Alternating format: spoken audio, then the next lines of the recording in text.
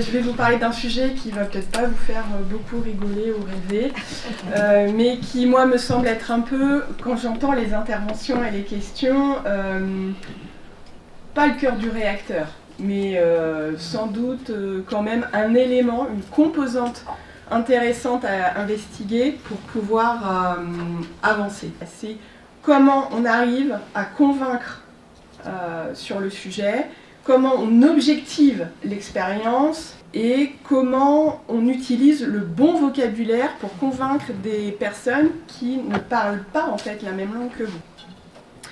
Alors, shiatsu et médecine intégrative, c'est au singulier parce que pour moi, c'est ma conviction, c'est en fait un concept, c'est on s'allie, on ne s'oppose pas. Donc on parle d'alliance de médecine conventionnelle et non conventionnelle. On exclut l'alternativité, on exclut le parallélisme des gens qui ne se rejoignent jamais, et on est bien dans la compréhension et la complémentarité. Et le but, c'est de vous montrer ce qui se passe en termes de recherche scientifique. Alors, quel contexte?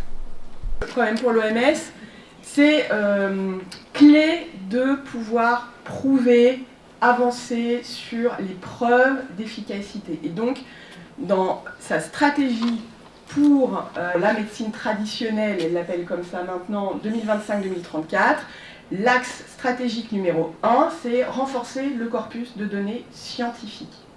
Donc, ok, les médecines ou la médecine complémentaire, intégrative, les médecines traditionnelles sont très utilisées, elles sont très populaires, mais il va falloir réunir davantage de données sur son innocuité, parce que c'est quand même primum non nocere pour le médecin, et puis son efficacité, parce qu'effectivement, on ne va pas investir dans quelque chose qui ne marche pas.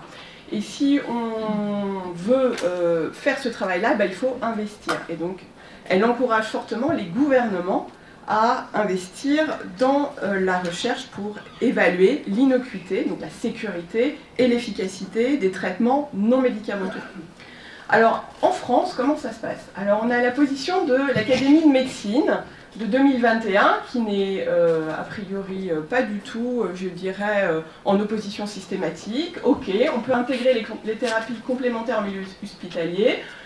On peut, grâce à cette recherche en milieu hospitalier, préciser les effets, clarifier les indications et les contre-indications. Donc c'est une bonne chose. Et ces thérapies, quand elles ont prouvé qu'elles étaient légitimes, doivent être enseignées aux professionnels de santé. Donc cette position doit nous rendre optimistes en fait. Et quand on creuse le sujet de la reconnaissance du shiatsu, donc là on parle bien de toutes les thérapies complémentaires, si on parle maintenant du shiatsu, son cloche est un peu différent quand on regarde ce que produisent les ministères et les questions ministérielles, etc. On parle de pratiques non conventionnelles de santé. Donc le non conventionnel est déjà une négation, on n'est plus sur le complémentaire et l'intégratif, ça donne quand même un indice de la culture qui prédomine. Et puis il faut que le rapport bénéfice-risque de ces pratiques soit démontré. C'est en soi assez logique, mais avec des études cliniques validées. Alors là, on va retomber sur cette difficulté, c'est que l'évidence-based médecine, comme on l'appelle, ça peut marcher, nonobstant les problèmes d'effet placebo ou nocebo, mais pour nous, pour les recherches interventionnelles, avec un fort facteur humain, une individualisation du soin, c'est évidemment extrêmement plus compliqué que pour un cachéron avec un double aveugle possible, où ni l'investigateur, ni le patient ne sait ce qui se passe. Alors quand même, rapidement, donc, le shiatsu fait partie en médecine intégrative des thérapies manuelles complémentaires, en tout cas c'est, je pense, comme ça qu'il faut le présenter pour que ça soit acceptable. Et le shiatsu, je vous rappelle quand même que c'est un art bilingue, c'est-à-dire qu'on parle et l'Orient et l'Occident. Namikoshi, son père fondateur reconnu, c'est les années 20. Lui, il va fonder une école qui va finir par ne quasiment plus parler de médecine traditionnelle chinoise. On parle d'anatomie, on parle de physiologie, on parle de techniques manuelles, d'étirement, d'articulation de muscles. On parle très peu d'énergie. Et le deuxième courant qui va s'instruire en réaction à l'école de Namikoshi, c'est Matsunaga. C'est un de ses élèves et un de ses anciens enseignants. Et lui, on replace le curseur sur l'énergétique et on arrête de parler le langage de l'Occident. Le shiatsu, il est quand même, il a un papa et une maman, il a la médecine traditionnelle chinoise et puis il a, on va dire, le corpus de principes et de connaissances occidentales. Je vous ai remis en dessous du nom de Namikoshi, le fondateur, le nom du Japan College of Shiatsu, parce que j'y reviens après, ils ont un laboratoire de recherche. Alors, quelles études pour quels résultats? Parce que c'est un peu ça qu'il va falloir qu'on essaie d'établir. Alors moi j'ai choisi une méthode de collecte des données qui est à la mesure de mes propres moyens. Donc c'est pour ça que j'ai dit c'est un peu la partie visible de l'iceberg, parce qu'on est des milliers de praticiens, des dizaines de milliers de patients traités tous les jours, etc. Et moi je vais vous parler de 11 publications. Alors pourquoi? Déjà parce que moi je suis allée dans les revues scientifiques. J'ai pas été sur les sites des écoles qui produisent des mémoires de fin d'études, j'ai regardé ce qui était publié dans les revues scientifiques. Et évidemment, il y a aussi, outre le fait que je ne vais pas partout, le risque de biais de publication. Et ça, c'est très important à avoir en tête, c'est quelqu'un qui échoue dans sa recherche ne publie pas. Donc évidemment, j'ai 11 publications qui disent que le shiatsu, c'est formidable. Ou en tout cas, utile et sécure. J'ai inclus et exclu un certain nombre de choses. Comme j'ai pas le temps, je laisse tomber. Mais sachez que on parle bien de shiatsu, c'est-à-dire d'un massage corporel qui lie les segments corporels entre eux, avec des pressions stables et continues, et pas des points d'acupression précis, uniques. Ça change tout, parce que vous avez des centaines de références sur l'acupression ou acupressure en anglais, et tout à coup, vous vous retrouvez avec 33 citations sur PubMed si vous rentrez le mot-clé shiatsu dans les titres ou les résumés. Et dans ces 33, il y en a plus de la moitié, c'est de l'acupression. Donc on utilise shiatsu finalement à mauvais escient, en tout cas de mon point de vue, si on veut vraiment s'attacher à la pratique qui, je pense, est largement enseignée dans les écoles de shiatsu, c'est-à-dire bien un massage dynamique et pas une pression statique sur un point pour, je dirais, traiter de manière symptomatique précisément une pathologie ou un effet ressenti par le patient. Donc, je vous ai fait une petite cartographie synthétique des fameuses études que je vous propose de retenir. Je vous ai fait un petit code couleur qui permet de vous montrer qu'en gros, il y a deux grandes familles de pathologies et de domaines. Il y a celle de la santé mentale et des maladies chroniques qui ont été testées et dont on a les résultats scientifiques publiés. Ça ne veut pas dire que c'est que ça, les résultats du shiatsu, on est d'accord. Là, je vous parle de la partie émergée de l'iceberg. Vous pouvez voir en niveau de preuve qu'on est en jaune ou en orange, tout simplement parce qu'on ne peut pas atteindre le niveau A, qui est le niveau de preuve scientifique attendu en evidence-based medicine, qui sont souvent des études randomisées, contrôlées, avec des très larges cohortes. Et ça, en fait, je pense que c'est quelque chose qu'on ne pourra pas faire. Mais c'est intéressant quand même de regarder qu'on a des essais randomisés, contrôlés, en simple aveugle. C'est-à-dire que le patient, il sait forcément qu'il reçoit un shiatsu, ça ne peut pas être autrement, mais l'investigateur clinique, lui, il ne sait pas quel patient a reçu le shiatsu et quel patient a reçu le traitement standard. Donc c'est intéressant, c'est quand même possible. Voilà. Et vous verrez que les intervenants, c'est des praticiens confirmés. Voilà, c'est pas un praticien hospitalier d'une autre discipline qui s'est formé en 24 heures pour faire le travail. Donc c'est intéressant parce qu'on se dit, les résultats bénéficient aussi de la qualité de l'intervenant. Donc ils sont plus fiables. Enfin, nous, ça nous rassure de savoir que c'est bien des praticiens professionnels qui produisent ce résultat. Donc, premier objectif, évaluer la sécurité. C'est quand même ce qui est attendu par je dirais, les autorités.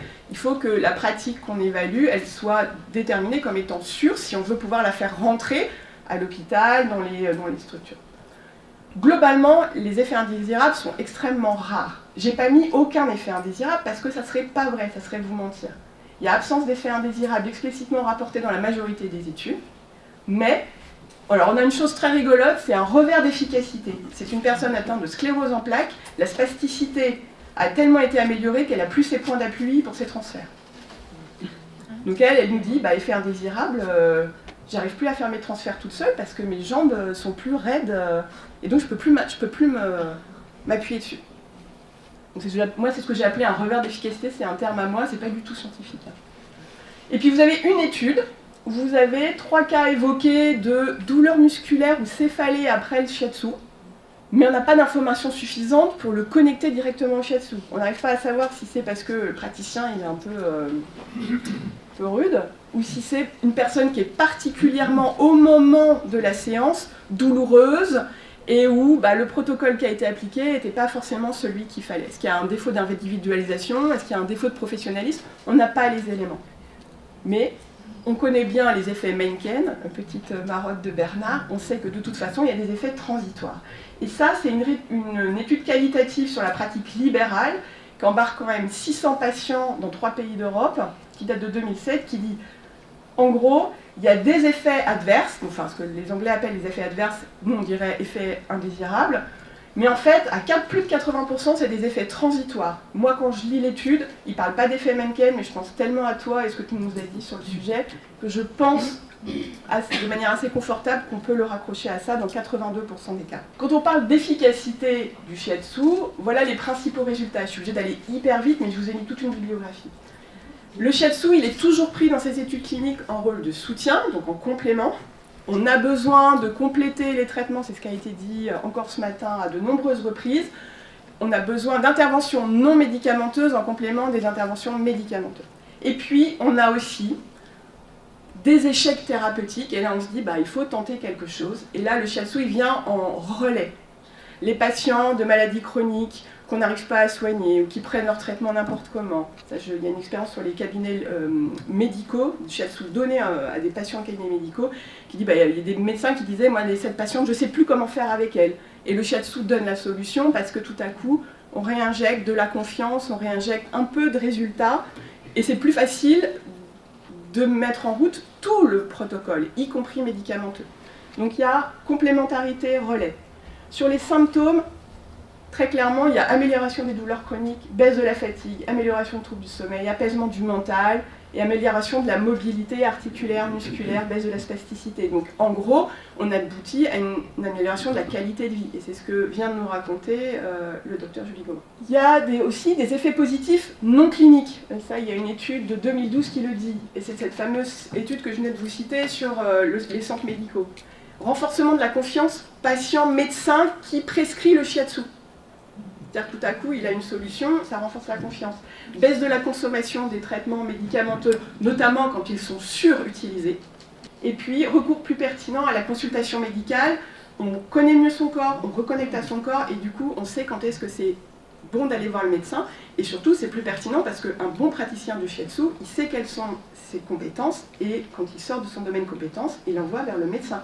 S'il a une inquiétude sur des signes cliniques, il dit je ne vous traite pas, ou je vous traite, mais ensuite vous allez chez votre médecin. Donc il y a ce bénéfice-là qui a été constaté. Alors comment est-ce qu'on peut matérialiser et expliquer les effets? Je vous fais état de 2 choses intéressantes. Le fameux Japan College of Shiatsu à Tokyo, qui a un laboratoire, a réalisé entre 1998 et 2017 22 essais, avec ou sans groupe contrôle. Alors ok, c'est des petites cohortes, et c'est des sujets jeunes et sains, mais c'est rigolo. Ils vérifient la pression artérielle, la fréquence cardiaque, le diamètre pupillaire. Ils tentent des segments corporels et ils voient ce qui se passe. Bon, globalement, la pression artérielle, elle se calme, la fréquence cardiaque, elle se calme. Le groupe contrôle se repose. Donc c'est pas anodin. On fait plus baisser la pression artérielle, on fait plus baisser la fréquence cardiaque avec du shiatsu que du repos. Et le diamètre pupillaire, je me tourne vers Monsieur Tsiang, mais normalement c'est un déterminant de l'activité du parasympathique, me semble-t-il. En tout cas, c'est comme ça qu'il explique là-bas. Ils disent, on regarde si ça témoigne de l'activité du système nerveux. Référence à des études japonaises, en japonais, je ne parle pas japonais, peut-être un jour, et c'est pas accessible en anglais. Donc c'est aussi une ressource peut-être, j'en reparlerai après. Et sur les mécanismes du shiatsu, moi je n'ai rien trouvé qui le pose de manière certaine, mais je suis peut-être passée à côté de quelque chose.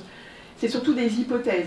C'est lié au massage, l'action sur le système nerveux via les neurotransmetteurs, avec sécrétion de dopamine, de sérotonine et d'endorphine. Je vois les docteurs qui hochent la tête, je me dis que je ne dis pas de bêtises, qui sont confirmées par les mesures du Japan College. Et puis, j'aurais dû mettre aussi l'effet mécanique de la manipulation sur les fascias, sur les muscles, sur les articulations. Et la nature du soin, on retrouve l'écoute, la temporalité longue de la consultation, on n'a pas le droit de dire consultation, mais du temps pris avec le patient, et l'individualisation. Alors, il y a beaucoup de limites dans ces études. Elles sont identifiées soit par les investigateurs eux-mêmes, soit par les revues de littérature. C'est du simple aveugle, mais ça, de double aveugle, moi, personnellement, je vois pas comment on peut y remédier. Il y a absence de groupe contrôle, ça, on peut y remédier. Des périodes d'intervention trop courtes sur des maladies chroniques, on fait ça sur 6 semaines, alors qu'il faudrait 6 mois ou 2 ans. Une prise en compte insuffisante des autres traitements. Et ça, à mon avis, c'est rédhibitoire pour les médecins. Si on n'est pas capable de leur dire c'est un traitement égal et équivalent, ils vont dire bah oui, mais s'il a pris plus d'antalgique, ou si on a trouvé une meilleure molécule. Mais ils ont raison. Enfin, je veux dire, il faut qu'on sache de quoi on parle. Est-ce que c'est vraiment nous? Et c'est pour ça qu'en addicto, ou dès qu'il y a un combo d'intervenants, bah, on ne va pas pouvoir isoler les résultats spécifiques. Mais on va constater que ça marche. Et c'est peut-être là-dessus aussi qu'il faut savoir se contenter parfois d'études de cas pour inspirer les choses et pour tester et pour améliorer le quotidien sans forcément publier dans Nature. Et puis moi j'ajoute quand même une description insuffisante et imprécise des interventions et des conditions matérielles de réalisation.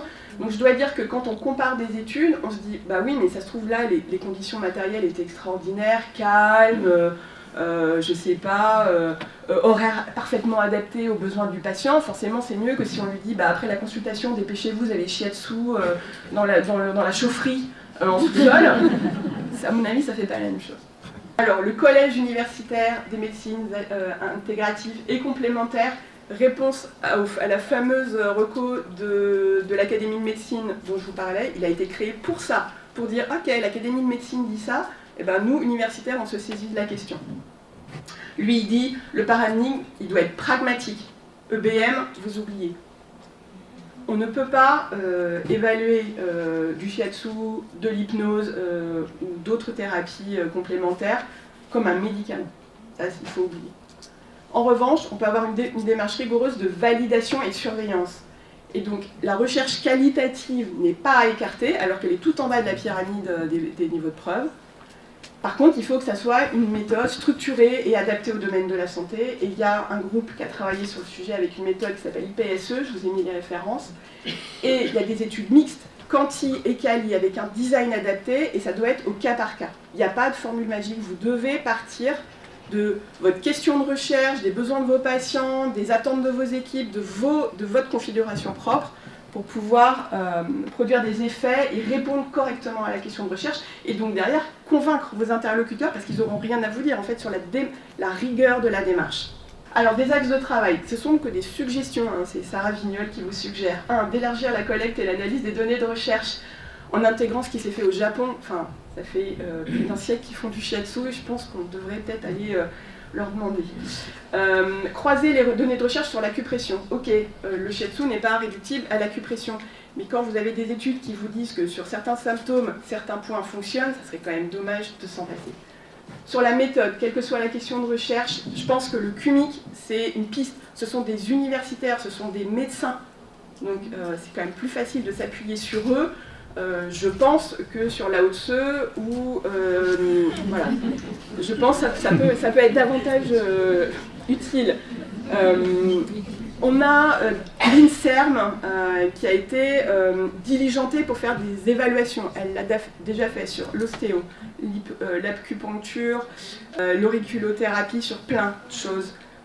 Elle a spécifié ses attentes. Qu'est-ce que j'attends moi, INSERM, pour dire ok, go. C'est elle qui va dire go en fait. C'est ça que j'ai découvert quand j'ai travaillé pour ce colloque. C'est si on convainc l'INSERM, à mon avis, on débloque la situation de la reconnaissance. Donc allez regarder les rapports d'évaluation, allez regarder ce qui est dit sur la réflexothérapie, etc. C'est pas tendre, mais au moins on sait à quoi s'attendre. On sait ce que eux attendent en termes de structuration de la démarche.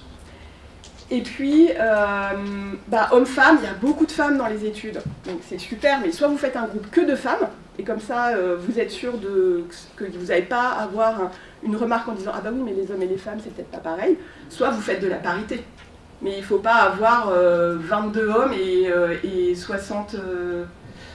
18 femmes dans un groupe de 100, quoi.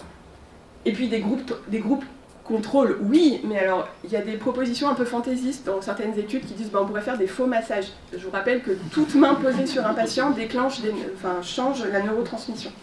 Donc vous n'allez pas pouvoir savoir en fait ce qui se passe. Donc vous les mettez au repos, vous leur donnez juste le traitement standard, que vous donnez aussi à vos patients qui reçoivent le shiatsu. Hein. Et du coup c'est le différentiel qui vous permettra d'apprécier, et c'est beaucoup plus convaincant de dire oh ils ont tous eu leur traitement médicamenteux, puis il y en a qui ont aussi reçu du shiatsu. Bah regardez, les trajectoires ne sont pas les mêmes.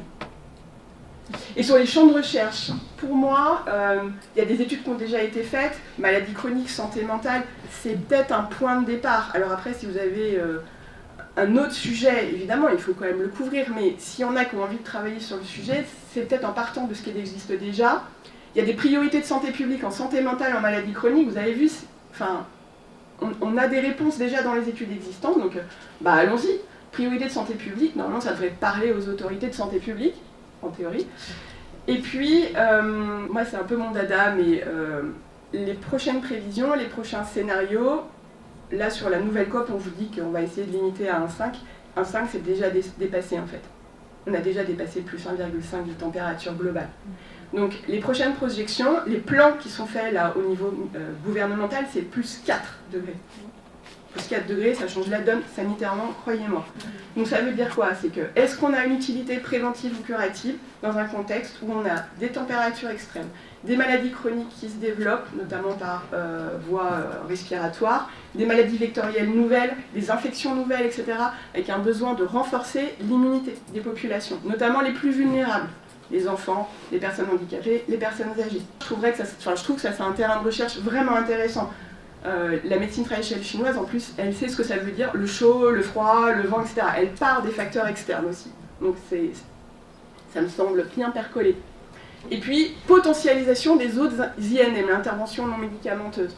Parce que on voit bien, et il y en a une étude qui le dit, que activité physique ou kiné plus shiatsu, ça marche mieux que kiné tout seul ou activité physique toute seule. Donc il y a peut-être un effet de potentialisation entre techniques manuelles. Je vous ai mis plein de références. Donc les études cliniques, là vous avez normalement de quoi aller les lire si vous avez que ça à faire.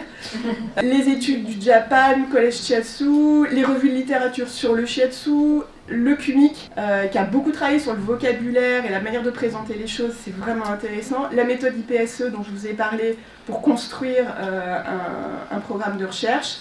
Je vous rappelle les niveaux de preuve, ça c'est pour que vous puissiez comprendre où on peut se situer. Si on résume, on a des débuts de preuve. Moi j'arrive pas à dire on a de la preuve parce que je me fais retoquer tout de suite par l'INSERM, mais on a des débuts de preuve sur lesquels on peut capitaliser. On a des éléments de méthode à définir avec pragmatisme mais aussi avec soin si on veut convaincre. On a des patients experts, on a un exemple, je ne sais pas où est Juliette, mais absolument évident tout à l'heure, et des soignants qui sont en demande d'intégrativité des soins dans leur structure. Et ça, il faut les associer en amont. C'est comme pour tout projet, si les bénéficiaires et ceux qui vont vous accueillir ne sont pas associés, je pense que c'est même pas la peine d'essayer. Et puis moi, je viens de rentrer en soins à domicile pour handicap moteur. Je suis tombée sur une structure qui veut bien tester des choses. Donc si vous avez des expériences à partager, ben voilà, maintenant vous voyez à quoi je ressemble, n'hésitez pas à me contacter. Et je vous ai mis mes coordonnées et je pense que j'ai explosé le compteur.